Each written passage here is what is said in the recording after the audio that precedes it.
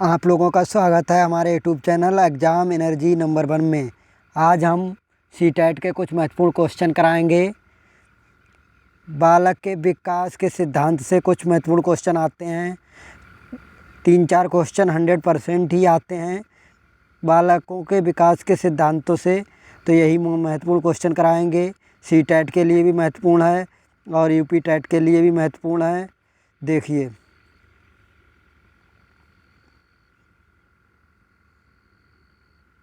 सबसे पहले देखिए, दो व्यक्ति समान नहीं होते परंतु सभी बालकों में विकास का क्रम समान होता है। यह कथन किस मनोवैज्ञानिक का है? तो ये किसका है? ये गैलोर का है, गैलोर जी का। और देखिए अगला, देखिए, विकास की प्रक्रिया पूर्व निश्चित दिशा में आगे बढ़ती है। यह कथन बाल विकास के किसका अनुसरण कराता है? किस सिद्धांत से संबंधित है? ये विकास की दिशा का सिद्धांत का अनुसरण कराता है। यह विकास की दिशा का अनुसरण कराता है। और अगला देखिए, बाल विकास को प्रभावित करने वाले कारक होते हैं। तो कौन से कारक होते हैं? आंतरिक कारक होते हैं और एवं बाह्य कारक, दोनों कारक होते हैं। आंतरिक कारक भी होते हैं और बाह्य कारक भी होते हैं। और अगला देखिए, बाल विकास का जो सिद्धांत यह बताता है कि बालकों का विकास उनके अनुरूप होता है। तो किसके अनुरूप होता है? व्यक्तिगत अंतर का सिद्धांत के अनुरूप होता है। और अगला देखिए, बालक के व्यक्तित्व के सर्वांगीण विकास के लिए आवश्यक है। तो क्या आवश्यक है? व्यवहार। क्या आवश्यक? कि उसके व्यवहार की जानकारी शिक्षक को हो। तो शिक्षक को बालक के व्यवहार की जानकारी हो तभी सर्वांगीण विकास हो सकेगा। और अगला देखिए, एक भावात्मक रूप से संतुलित छात्र तो कक्षा में अपने सहपाठियों में मैत्रीपूर्ण संबंध रखता है। और देखिए, यदि एक विद्यार्थी कोई प्रश्न पूछता है जिसका उत्तर आपके पास नहीं है, आप क्या करेंगे? तो क्या करेंगे आप? प्रश्न का जवाब ढूंढकर अगले दिन उसे बताएंगे। क्या करेंगे? प्रश्न का जवाब ढूंढकर अगले दिन उसे बताएंगे, ना कि डांटेंगे। और अगला देखिए, एक बालक के व्यक्तित्व के मापन की सर्वाधिक वस्तुनिष्ठ विधि है। तो कौन सी है विधि? प्रक्षेपीय विधि है। और अगला देखिए, विद्यार्थियों को दिए जाने वाले परामर्श की सर्वाधिक उपयोगिता यह है कि उनमें आत्मविश्वास की अभिवृद्धि होती है। उनमें आत्मविश्वास की अभिवृद्धि होती है। और देखिए, शिक्षा मनोविज्ञान की प्रकृति है। तो कौन सी प्रकृति है? विद्यात्मक विज्ञान। कैसी प्रकृति है? विद्यात्मक विज्ञान। शिक्षक की भूमिका है। तो क्या शिक्षक की भूमिका है? ज्ञान निर्माण का सरलीकरण करना। शिक्षा का उद्देश्य होना चाहिए। तो क्या उद्देश्य होना चाहिए शिक्षा का? विद्यार्थियों को व्यवहारिक जीवन के लिए तैयार करना। और अगला देखिए, एक उत्तम कक्षा छात्रों को पारस्परिक संवाद के लिए प्रोत्साहित करता है। और अगला देखिए, शिक्षा प्रभावी हो जाती है यदि छात्र केंद्रित अनुदेशन और अंतःक्रियाओं विधियों का उपयोग किया जाए। और देखिए, सामान्यतः छात्रों में पाठन के लिए विशेषताएं होती हैं। तो क्या होती हैं? अधिगम में क्रियाशीलता, छात्रों में सीखने की योग्यता, स्वयं क्रिया करके नवीन अनुभवों का ज्ञान निर्माण करना। अगला देखिए, एक छात्र को मार्गदर्शन के लिए एक अध्यापक को जानना अति आवश्यक है। तो क्या आवश्यक है? अधिगम की कठिनाइयों को, मतलब सीखने की कठिनाइयों को, अधिगम को कहते हैं सीखना। उसके व्यक्तित्व को, उसके घर के वातावरण को। शिक्षकों को शिक्षण विधियों को अभ्यास में लाना चाहिए। तो कौन से अभ्यास में लाना चाहिए? कौन सी विधियों को? शिक्षक को अंतक्रियात्मक विधियाँ, शिक्षक को अंतर्निहित क्रियात्मक विधियों का नॉलेज होना चाहिए। आपके द्वारा पूछे गए प्रश्नों का विद्यार्थी गलत उत्तर देता है तो आप क्या करेंगे? दूसरे विद्यार्थी से प्रश्न पूछेंगे जिससे विद्यार्थी स्वयं महसूस करे कि उत्तर गलत था। और देखिए, कक्षा का एक शरारती बालक अन्य छात्रों को परेशान करता है। एक अध्यापक को उसी समस्या का कारण जानने हेतु किस विधि का प्रयोग करना चाहिए? तो कौन सी विधि का प्रयोग करना चाहिए? व्यक्तिगत अध्ययन विधि। और देखिए, पाठ में शिक्षकों का करना चाहिए, क्या करना चाहिए? जिज्ञासु प्रवृत्ति को बढ़ावा देना चाहिए शिक्षक को। और अगला देखिए, एक चिंतनशील शिक्षक कक्ष में ऐसी परिस्थिति उत्पन्न कर सकता है कि छात्रों और शिक्षकों में पारस्परिक अंतर्निहित क्रिया को प्रोत्साहन मिले। और देखिए, एक शिक्षक के रूप में आप उन विद्यार्थियों से कैसे निपटेंगे जो कक्षा की पिछली सीट पर बैठकर आपस में बातें कर रहे हैं? कैसे निपटेंगे? उनसे पूछे गए कि वह ध्यान क्यों नहीं दे रहे। उनसे पूछेंगे कि वह ध्यान क्यों नहीं दे रहे, वे लोग ध्यान क्यों नहीं दे रहे। और अगला देखिए, अनुकूलीय एवं सकारात्मक व्यवहार के लिए छात्र में जीवन कौशल आवश्यक है। तो कौन सा जीवन कौशल आवश्यक है? निर्णय लेने की योग्यता, भावनाओं और तनाव के साथ सामंजस्य। शिक्षकों की भूमिका है छात्र केंद्रित, क्रिया आधारित, अंतर्निहित अंतःक्रियात्मक अधिगम का सर्जन करना। देखिए, अगला देखिए, शिक्षार्थी जो पहले सीख चुके हैं उसकी पुनरावृत्ति और प्रत्यास्मरण में विद्यार्थियों की मदद करना महत्वपूर्ण है। नई जानकारी को पूर्व जानकारी से जोड़ना सीखने को समृद्धि बनाता है। और देखिए, विद्यार्थियों को सीखने में जो रिक्तियां रह जाती हैं उनमें निदान के बाद क्या करना चाहिए? समुचित उपचारात्मक कार्य होना चाहिए। अगला देखिए, शिक्षार्थियों को आत्म नियमन की ओर संकेत करता है।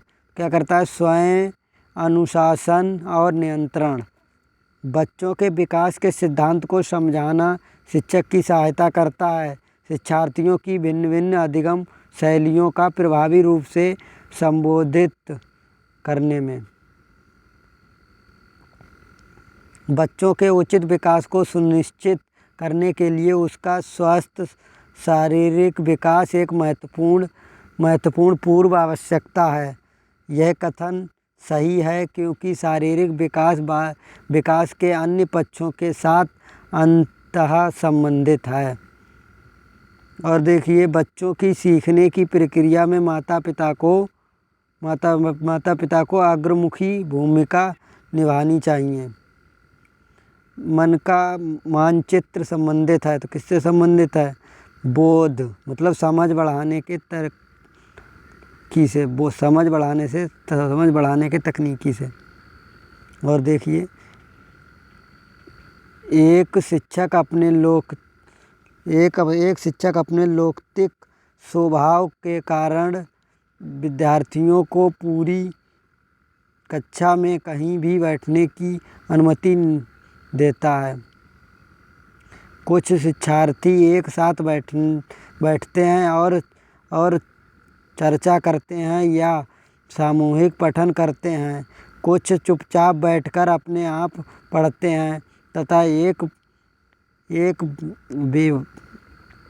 अभिभावक को यह पसंद नहीं आता। इस स्थिति में निपटने का बेहतर तरीका है। तो कौन सा तरीका है? अभिभावक को शिक्षा पर विश्वास व्यक्त करना चाहिए, शिक्षक के साथ समस्या पर चर्चा करनी चाहिए।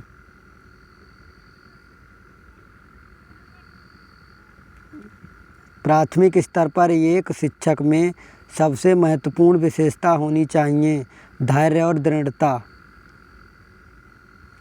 शिक्षा के क्षेत्र में पाठ्यचर्या शब्दावली विद्यालय का संपूर्ण कार्यक्रम जिसमें की ओर संकेत करती है।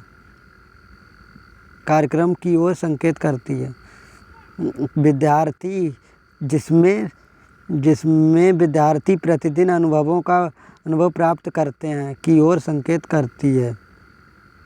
एक शिक्षक को अपने विद्यार्थियों की क्षमता को समझने का प्रयास करना चाहिए। इस उद्देश्य के संबंध क्षेत्र हैं शिक्षा मनोविज्ञान।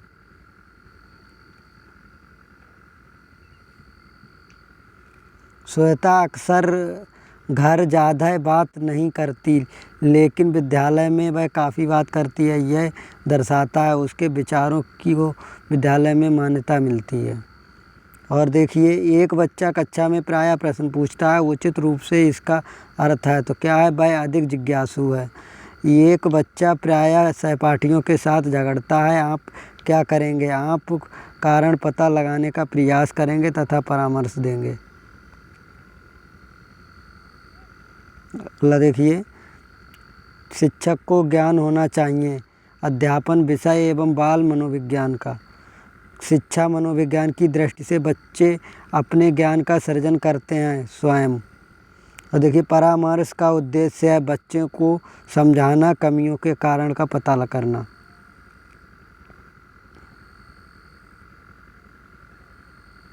शिवानी द्वारा पूछे गए एक प्रश्न का उत्तर शिक्षक तत्काल नहीं दे सकता। शिक्षक की प्रतिक्रिया होनी चाहिए। शिक्षक द्वारा इस प्रश्न का सही उत्तर बाद में समझा कर देना। बच्चे की जिज्ञासा शांत करनी चाहिए। तत्काल जब विद्यार्थी द्वारा जिज्ञासा की गई है।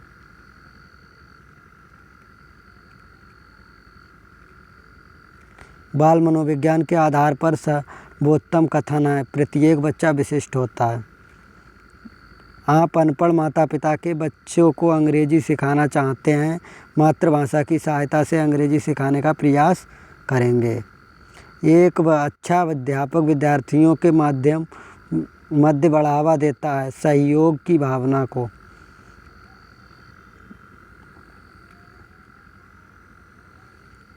शिक्षक एवं विद्यार्थियों के मध्य संबंध होना चाहिए स्नेह, विश्वास, सम्मान। बच्चे में नैतिकता की स्थापना के लिए सर्वोत्तम मार्ग है। तो क्या है? शिक्षक का आदर्श रूप से व्यवहार करना। मधु गणित में कमज़ोर है। एक अच्छे अध्यापक की दृष्टि से उसके गणित में कमज़ोर होने का कारण हो सकता है। तो क्या हो सकता है? गणित शिक्षण की शिक्षण विधियाँ त्रुटिपूर्ण है। उत्तर बाल्यावस्था में बालक भौतिक वस्तुओं को किस आवश्यक तत्व में परिवर्तन समझने लगते हैं? द्रव्यमान, संख्या और क्षेत्र। सामान्य परिपक्वन से पहले प्रशिक्षित करना। प्रायः प्रशिक्षण में किस प्रकार की विधि का प्रयोग किया गया है? सकारात्मक दंड का उदाहरण है मित्रों के द्वारा उपहार। प्राथमिक विद्यालय में बालकों के लिए बेहतर मानते हैं वीडियो अनुरूपण और प्रदर्शन। स्वयं के द्वारा किया गया अनुभव। बालकों की सोच अमूर्त की अपेक्षा मूर्त अनुभवों का प्रत्ययों से होता है 7 से 12 वर्ष तक, और इन इच्छाओं की पूर्ति नहीं होती। उनका भंडार ग्रहण है। क्या है इनका भंडार ग्रहण? इदम। और देखिए, श्यामपट्ट को शिक्षण साधन सामग्री के किस रूप में अनुपयुक्त किया जा सकता है? दृश्य साधन। और देखिए, शिक्षण कुशलता से संबंधित है, तो श्यामपट्ट पर लिखना,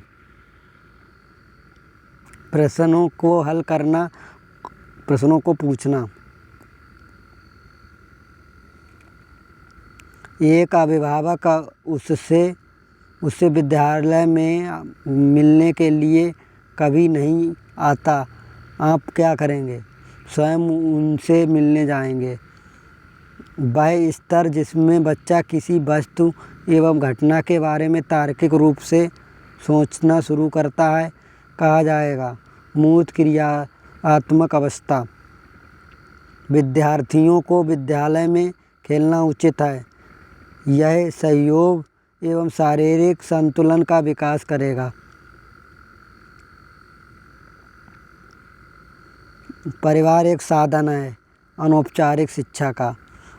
एक शिक्षक के लिए सबसे महत्वपूर्ण है विद्यार्थियों की कठिनाइयों को दूर करना। आप एक अति सक्रिय छात्र को कैसे सही दिशा लाएंगे? तो उसके सक्रियशीलता को सही दिशा देकर। एक शिक्षक को साधन संपन्न होना चाहिए। इसका अर्थ है उनको अपने विद्यार्थियों की समस्या को हल करने की पर्याप्त ज्ञान होना चाहिए। यदि एक विद्यार्थी कक्षा में भाग लेने से संकोच करता रहता है, तो आप क्या करेंगे? उससे केवल तब तक प्रश्न पूछेंगे जब तक वह उनके उत्तर देने के लिए उत्साहित हो। अपने विद्यार्थियों को समझने के लिए एक शिक्षक को अच्छा जानकार होना चाहिए। बाल मनोविज्ञान का, बच्चों को समझने की प्रवृत्ति का तथा विषय वस्तु के प्रति विद्यार्थियों का मत का। बाल विकास की परिभाषा का अध्ययन क्षेत्र है किसी बच्चे का संज्ञानात्मक, सामाजिक तथा दूसरे सामर्थ्यों का क्रमिक विकास के लिए उत्तरदायी होना। मनोविज्ञान शिक्षा का आधारभूत विज्ञान है। यह किसने कहा है? यह स्किनर जी ने कहा है।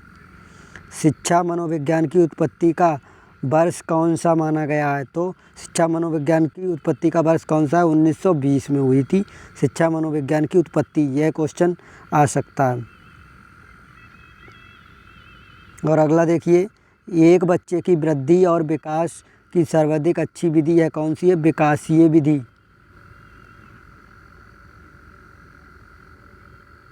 और देखिए, नवजात शिशु का भार होता है तो कितना होता है? 7.5 पाउंड। और देखिए, संकल्पनाओं की व्यवस्थित प्रस्तुति विकास के किन सिद्धांतों के साथ संबंधित हो सकती है? तो विकास विस्मय जातीयता से स्वायत्तता की ओर अग्रसर होता है। अच्छी स्मृति की विशेषताएं हैं तो क्या है? शीघ्र पुनः स्मरण, शीघ्र पहचानना, अच्छी धारणा। शैशवावस्था के लिए उत्तम शिक्षण विधि कौन सी है? तो मॉन्टेसरी विधि है। खेल विधि एवं किंडरगार्टन विधि। बाल विकास में प्रक्रिया पर बल, वातावरण और अनुभवों की भूमिका पर बल। गर्भावस्था से किशोरावस्था तक अध्ययन होता है। और देखिए, बाल विकास का अध्ययन क्षेत्र है तो क्या है अध्ययन क्षेत्र? तो यह बाल विकास की विभिन्न अवस्थाओं का अध्ययन, वातावरण का बाल विकास पर पड़ने वाले प्रभावों का अध्ययन, व्यक्तिगत विभिन्नताओं का अध्ययन। और देखिए, प्राथमिक स्तर पर मूल्यों की शिक्षा देने की सर्वोच्चतम विधि है तो कौन सी विधि है? तो यह कौन सी विधि है? देखिए, अध्यापक के व्यवहार में मूल्य स्थापन। देखिए, मूल्यों के वर्गीकरण में सम्मिलित नहीं है। तो कौन सा नहीं है? एन, केन, पराकेरेन, धनार्जन का मूल्य। और देखिए, समान आयु के बच्चों में भी आकृति, योग्यता, स्वभाव, रुचि, प्रवृत्ति और अन्य बातों में बहुत अंतर होता है। ये संदर्भ में विद्यालय की भूमिका है तो कौन सी? सुनिश्चित करने की प्रत्येक बच्चे की अपनी क्षमता के अनुसार विकास के अवसर मिलें। मनोलैंगिक विकास में सुप्तावस्था का वर्ष अंतराल संबंधित है। तो किससे? 6 से यौवन तक।